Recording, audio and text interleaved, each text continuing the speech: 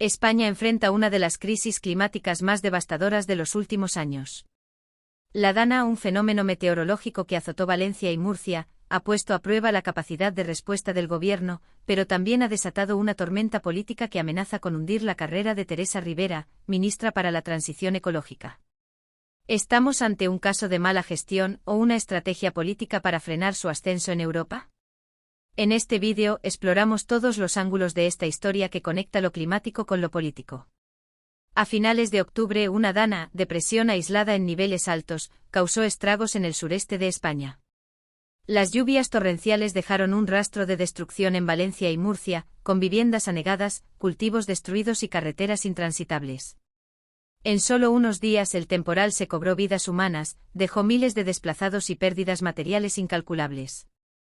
En el centro de la polémica está la Confederación Hidrográfica del Júcar, supervisada por el Ministerio de Transición Ecológica. Su papel en la gestión de cuencas fluviales fue duramente criticado, especialmente por no haber ejecutado obras de encauzamiento en zonas clave. Las inundaciones arrasaron todo. Se sabía que este barranco era peligroso, pero no se hizo nada. ¿Por qué tenemos que pagar siempre los ciudadanos por la incompetencia de los políticos? El Partido Popular no tardó en señalar a Teresa Ribera como la responsable directa de la tragedia. Miguel Tellado, desde el Congreso, fue contundente al afirmar que la ministra estaba desaparecida mientras miles de familias sufrían las consecuencias del temporal. La acusación más grave gira en torno a la supuesta prohibición de obras en el Barranco del Pollo, una medida que, según el PP, habría evitado parte de los daños. Por su parte, Alberto Núñez Feijóo calificó la gestión de Ribera como un ejemplo de descoordinación institucional, una crítica que resonó tanto en España como en Bruselas. Teresa Ribera no se quedó callada. En una rueda de prensa afirmó que las alertas meteorológicas funcionaron como se esperaba, pero que las medidas de prevención y evacuación fallaron, algo que calificó como responsabilidad directa de los gobiernos autonómicos liderados por el PP. Además, Ribera ha defendido que la lucha contra el cambio climático debe ser una prioridad estatal y europea, argumentando que fenómenos como la Dana son cada vez más frecuentes debido al calentamiento global. El futuro de Teresa Ribera no solo está en juego en España, sino también en Europa. Su nombramiento como vicepresidenta ejecutiva para la transición limpia y competencia en la Comisión de Ursula von der Leyen ha quedado en pausa. La Eurocámara ha decidido retrasar su ratificación, impulsada por la presión del Partido Popular Europeo, que ha cuestionado su capacidad de liderazgo tras la gestión de la Dana. Este retraso ha encendido alarmas en el gobierno español, que ve en la situación un intento de bloqueo político. Sin embargo, otros sectores consideran que este es un ejemplo de cómo la gestión climática debe estar por encima de intereses partidistas. La polémica en torno a Teresa Ribera refleja un problema más amplio: la relación entre política y gestión climática. Por un lado, muchos expertos en medio ambiente consideran que su liderazgo es crucial para acelerar la transición ecológica en Europa. Por otro lado, críticos señalan que su gestión ha sido insuficiente para abordar problemas inmediatos, como la prevención de desastres naturales. El impacto de la Dana no solo ha dejado huellas en el terreno, sino también en el panorama político. El futuro de Teresa Ribera, tanto en España como en Bruselas, pende de un hilo. ¿Es esta una prueba de fuego para su liderazgo o un intento de sus adversarios de frenar su influencia? Una cosa está clara: la relación entre política y cambio climático nunca ha sido tan visible ni tan controvertida. Pedro Sánchez ha salido públicamente en defensa de la ministra Teresa Ribera tras las intensas críticas generadas por la gestión de la crisis climática desencadenada por la Dana, depresión aislada en niveles altos, que golpeó especialmente a comunidades autónomas como Valencia y Murcia. En sus declaraciones, el presidente del gobierno subrayó el liderazgo de Ribera en acciones preventivas y de respuesta, destacando su papel esencial en la lucha contra el cambio climático. Sánchez describió a Ribera como una figura clave en la política ambiental española y europea, al tiempo que reafirmó su respaldo a su candidatura como vicepresidenta de la Comisión Europea, cargo que consideró estratégico para los intereses climáticos y políticos del país. Por otro lado, el líder de Vox, Santiago Abascal, ha empleado un enfoque marcadamente crítico al evaluar la actuación del gobierno.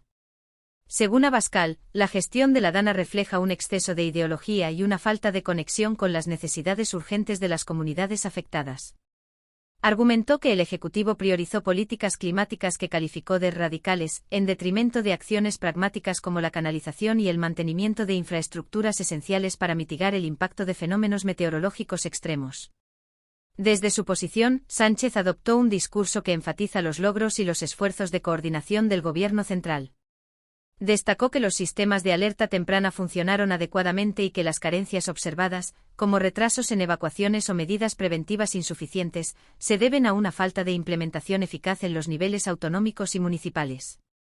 En este contexto, atribuyó parte de la responsabilidad al gobierno regional liderado por el Partido Popular en las áreas más afectadas, como Valencia y Murcia.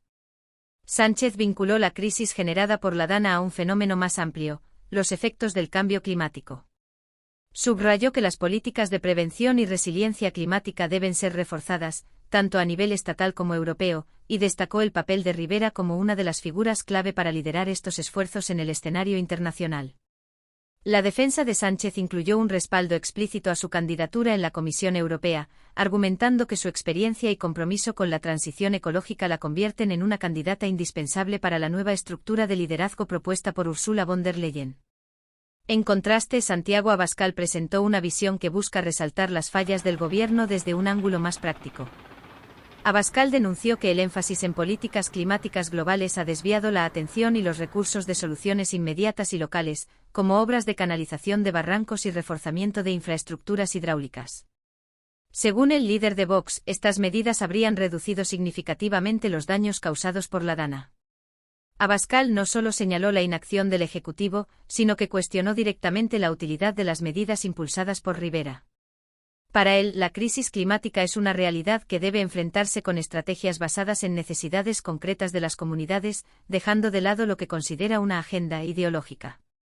Su crítica incluyó además la acusación de que el gobierno utiliza estas crisis para promover su agenda climática internacional, descuidando a los ciudadanos españoles que sufren las consecuencias directas. La confrontación entre ambos líderes pone en evidencia una polarización profunda sobre cómo enfrentar las crisis derivadas del cambio climático y los desastres naturales. Por un lado, el discurso de Sánchez refleja una visión más estructural, donde los fenómenos como la DANA son abordados dentro del marco de un problema global que requiere coordinación internacional y políticas a largo plazo. En esta narrativa, Rivera es presentada como una líder comprometida y adecuada para avanzar en este tipo de desafíos, no solo en España sino también en Europa.